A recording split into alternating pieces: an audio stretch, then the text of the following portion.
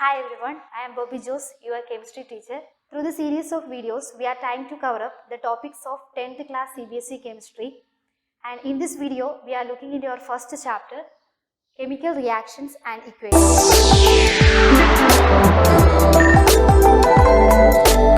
From our previous classes, we learned that what is matter and what are the different type of changes that occurring in the case of matter. Generally, there are two type of changes that has to be take place in matter. First one is physical change.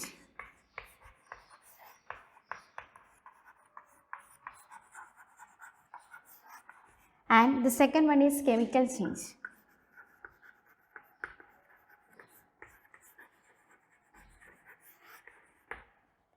In the case of physical change, there is not bond breaking or bond making is take place.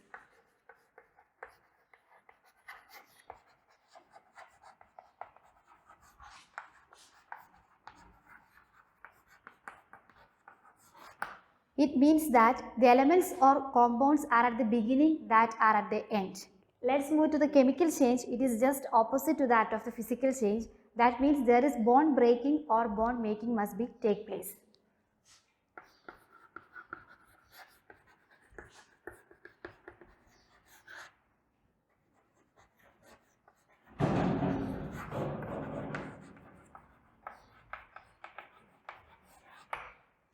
It means that substances with certain properties can be converted into different substances with the different properties in the case of chemical change. Let's look into certain examples of physical change. The first one is melting of ice.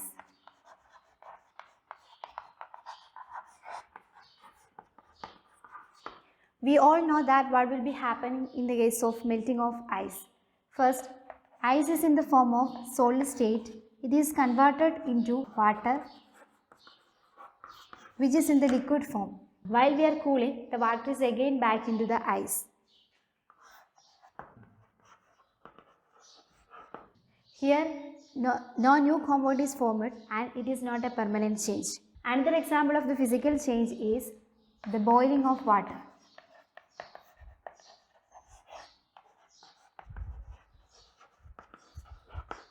As like our previous example, here also water is first converted into vapor, and when again we cool down this process, vapor again regain back into water. Overall, in physical change, there is no new compound is formed and it is not a permanent change. Let's look into the examples of chemical change. The first example is burning of paper.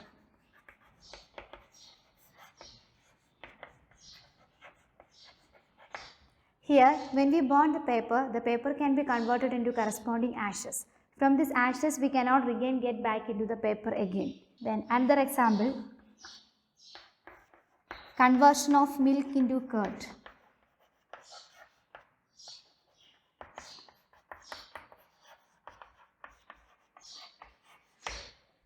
From curd, we cannot retain milk. Most of the changes that we are observing in our daily life are either physical change or chemical change. Let's discuss chemical change as more detail by looking into certain experiments and their observations. First experiment, the burning of magnesium ribbon. Magnesium is reacted with the oxygen, and here the first step of this experiment is that we can rub the surface of the magnesium ribbon by using a sandpaper. The reason for rubbing is that in order to remove the oxide layers. The second step is that we can burn this magnesium ribbon by using a spirit lamp or using a burner. And the third step, we can collect the ashes produced as a result of this experiment. The ashes produced here is in the form of the white powder, and generally this white powder is magnesium oxide. From this experiment, we can conclude that the magnesium reacts with oxygen to produce a white colored powder which is called magnesium oxide. Here, the magnesium burns with white flame and the ashes collected is in the form of white powder. This is an example of a chemical change, and here the change of state will be take place.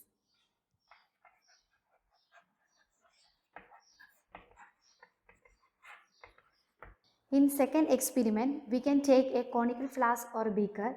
To this we can add lead nitrate solution.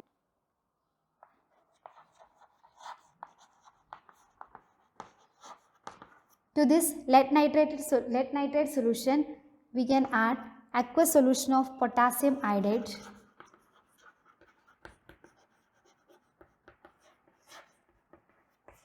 So here lead nitrate is react with the potassium iodide solution, resulting a compound which is lead iodide and potassium nitrate.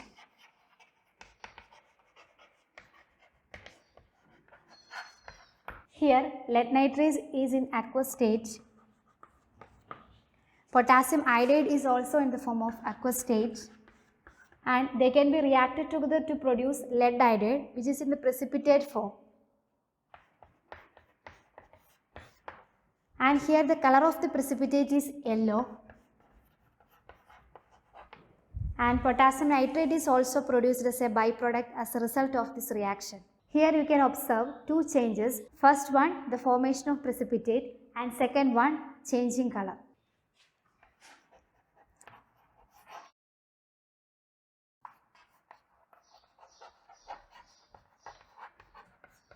In third experiment, we can take zinc granules in a test tube.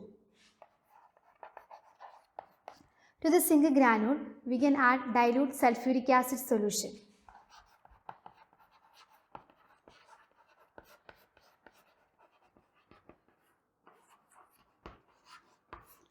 So here, zinc is react with the dilute sulfuric acid to produce corresponding zinc sulfate.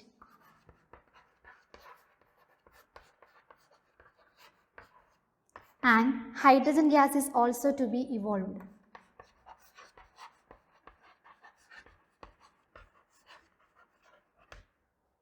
When you touch the bottom of the test tube, you can feel a rise in temperature. So, from that experiment, it is clear that there is a rising temperature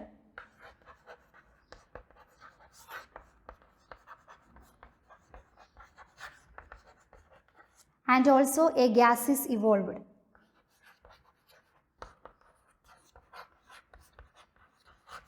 From all these experiments, a chemical change will be result into change of state, change in color, formation of precipitate, rise in temperature, gases evolved. From these three experiments, we can conclude that a chemical change will be lead to a change of state, a change of color, a change in temperature, formation of precipitate, and a formation of gas.